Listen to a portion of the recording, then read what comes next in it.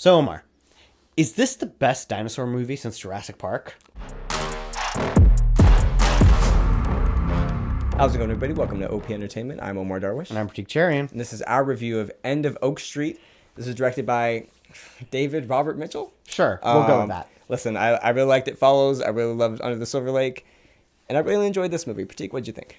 Yeah, it was a lot of fun. I would say it was fun. It was right in that sweet spot of like, did I love it? Is it great? I don't know, but like I had a good time while I was watching it. It's definitely not what I was expecting at all. I was expecting more of like a thriller, borderline horror movie, and this was more of like a journey thriller, like almost family-friendly journey. Maybe not like bring the baby to this one, but this is almost like a 4-quadrant film in a way. Yeah.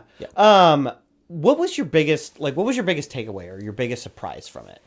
Well, I don't want to spoil what the movie is really about, but I guess biggest surprise. Just the fact that like this was able to do like a dinosaur movie, for lack of better terms, in like a more of like a heady, like think about it way than like we've gotten. Maybe it's just because Jurassic World, like the last like 3 we've gotten have been kind of terrible in my opinion. I know a lot of people love them, but like this at least like is like something to think about versus those. Yeah, I think for me, to answer my own question, I was surprised at how refreshing it was and how a film that's like so pulled out of the 80s 90s 100% can still works today, Yeah, I was halfway through the movie, I'm like, man, this is kind of tonally all over the place, but it's really just I wasn't like prepared for the tone of this movie, right? Yeah. It is very much an Amblin, Back to the Future kind of like Steven Spielberg-esque, like Jurassic Park almost, like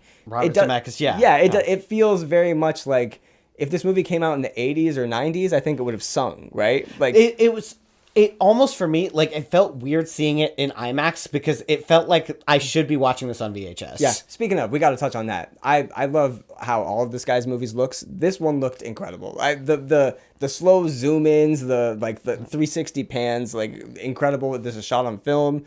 Like you said, we got to see it on IMAX.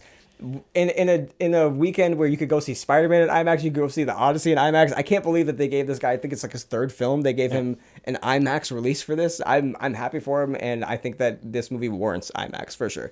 Which I would also say that this is a movie you could watch at home on streaming and like you would get enjoyment out of it, but because of how it's shot, you should see this in IMAX if you're able to see this in IMAX. Maybe people won't, but I don't know. I thought it worked all the way through. Especially because like what'd you think of the effects? I thought the visual effects were really good, like a mix of CG and practical, more CG than practical, but a lot of CG. But like you could tell they used some sort of practical models for some of this. It looked really good. A lot of this looked really good. It looked really good. I think for me, it was a little odd seeing the like updated dinosaur designs where like, oh yeah, this is what like scientists think dinosaurs look like now, in a movie that like again is so tonally from the 80s. But okay, so I think it's almost played for a joke, but it's because they're dinosaurs and they're kind of terrifying. It's almost like the whole killer clown aspect of it all. Okay. Like a clown is funny to look at, but like it's still a killer clown, right? So like I think the dinosaurs looking kind of like chickens and stuff, having the feathers and whatnot, and like the fur or whatever it was. I thought it was cool to get that take on it, and then when it turns into like. I mean, I wouldn't say this is like a Stranger Things vibe. Even Stranger Things is kind of darker than this in a way.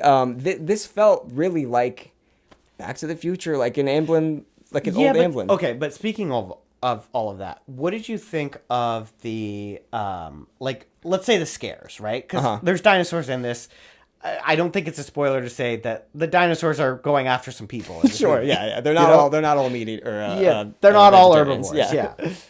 But how do you think the scares played? So, okay, I want to talk about the things I liked, Pratik, and I'm mad that you brought that up.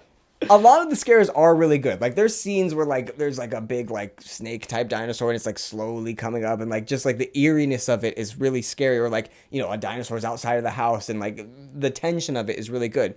But then there's also, like, I don't know, I don't want to exaggerate, at least 6 to 10 the cheapest jump scares, like just a dinosaur pops into frame or a cat jumps into frame or like it was just I don't know, it was just for a movie as like not that this is like super smart and sophisticated, but like compared to the like Jurassic slop we've been getting for the past decade, this was like a smarter dinosaur movie, for lack of a better term. Like, I'm someone who can honestly say I don't really like dinosaur movies. I like Jurassic Park, and that's about it. But this movie, I was like, this is great. And then it just, I don't know, it doesn't ruin it with the jump scares, but there's so many jump scares that are just cheap jump scares. They're not earned. And like in a year where we had Obsession and like Backrooms, where there's like a couple, like there's not one cheap jump scare in Obsession. You know what I mean? Like it's all, there's not, Pratik. There may be one.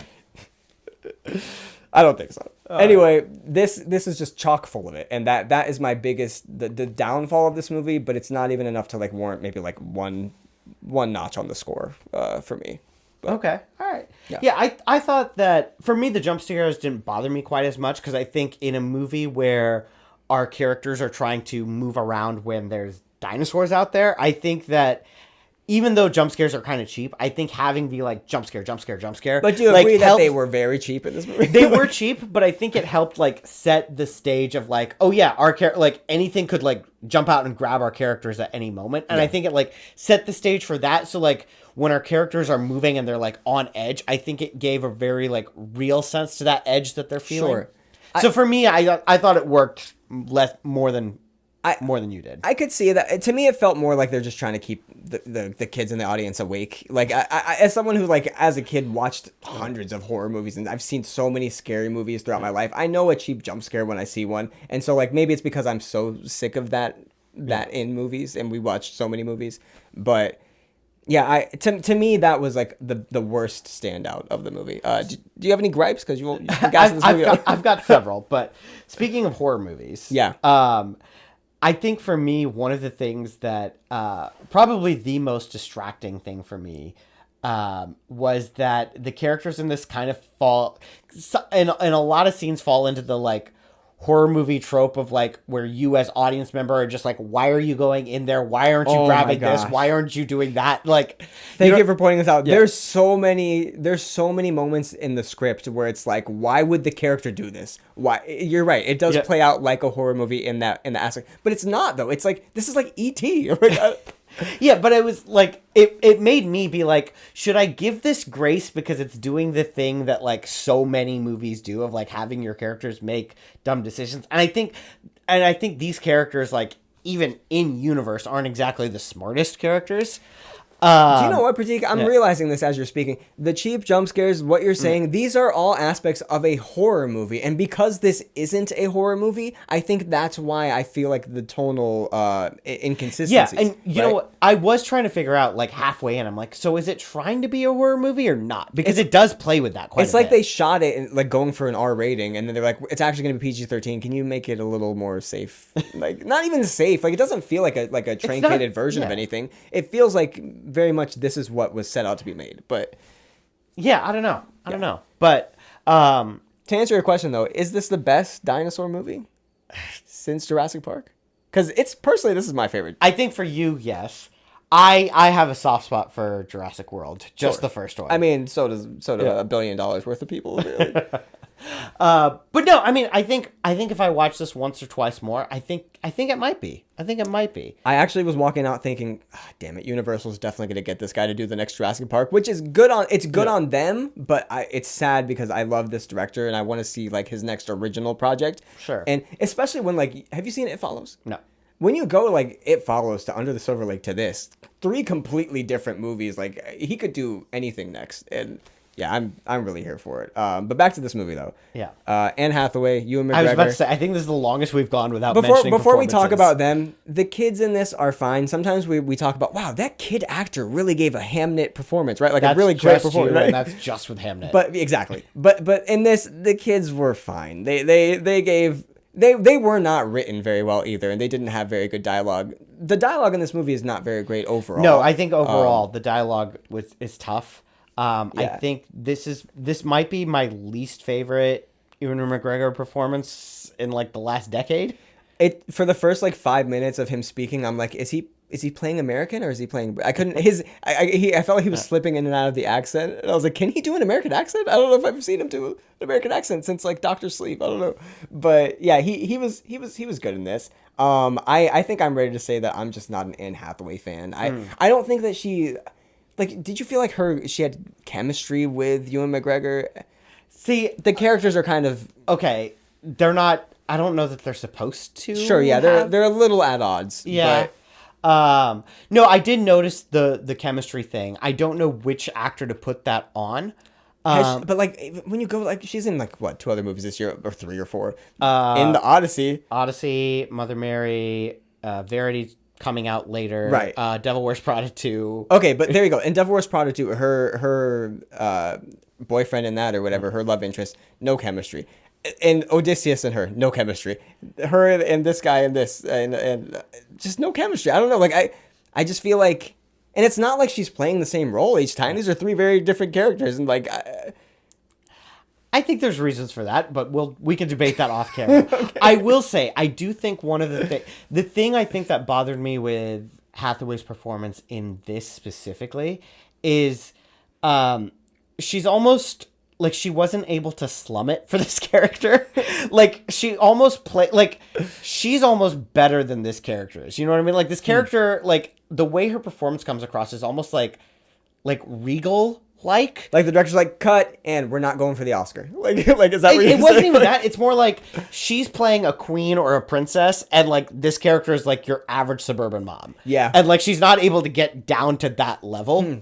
You know? Yeah, no, you're totally right. There was a in the very beginning I was like, what time period is this? Because of her. You're right. Yeah. It did feel like she was in a bit of a different movie than the rest of them. A little bit. Yeah, okay. I thought overall though, she was fine. Her performance was good. Yeah, I don't think it's bad. It's just I think it was just like, yeah, like I said, there was just like a very distinct like, oh, okay, you're still Anne Hathaway. You're still here and the character's here. You know? But yeah, I mean, those are really the only 2 like actors that we would know. The kids are all unknowns for the most part. They'll probably be the X-Men or something. We'll see them in the future. But anything else? Yeah. I think we touched on my gripes too, so there's nothing else I really want to say about this movie. I think the score was really good. The score was good. Yeah, I think my biggest gripe was really just with the dialogue and some of the unevenness of the performance. Yeah. Some tonal inconsistencies that I'm now unpacking that this would have, if this was a horror movie, it wouldn't have had those tonal inconsistencies. So I think I'm ready to score this. I think I want to give it like, I'm thinking a 7. A 7. Just because the dialogue overall was not great. The subplots with the kids and stuff could have done without that. The chemistry with Anne Hathaway and Obi-Wan, you know, whatever. but for the pure like fun aspect, especially like the second and third act of this movie, really once it really starts getting going, like I enjoyed a dinosaur movie, and I don't think you could have told that to Omar from even yesterday. So yeah, I'm right there with you. I think it's a 7. I've been referring to the line of like the send help line of like whether you're like a great movie or just a good one, and this is solidly a good movie. But the fact that I even thought about which side of the line it falls into, I think it's send help is the line, or send help is like send help is the line. It's not on either side of that line. It is the defining line. Okay. And I think the fact that I was even having that question, I think it speaks to the movie's credit. Okay. I think if you're someone that appreciates the like 80s 90s nostalgia movie, I think you'll really enjoy this. I think if you're somebody that is a big fan of cats, maybe you won't enjoy this quite so much. There's dinosaurs, there's cats. I'll let you decide where I'm. They have a tea party. I'll just spoil it. They have a tea party.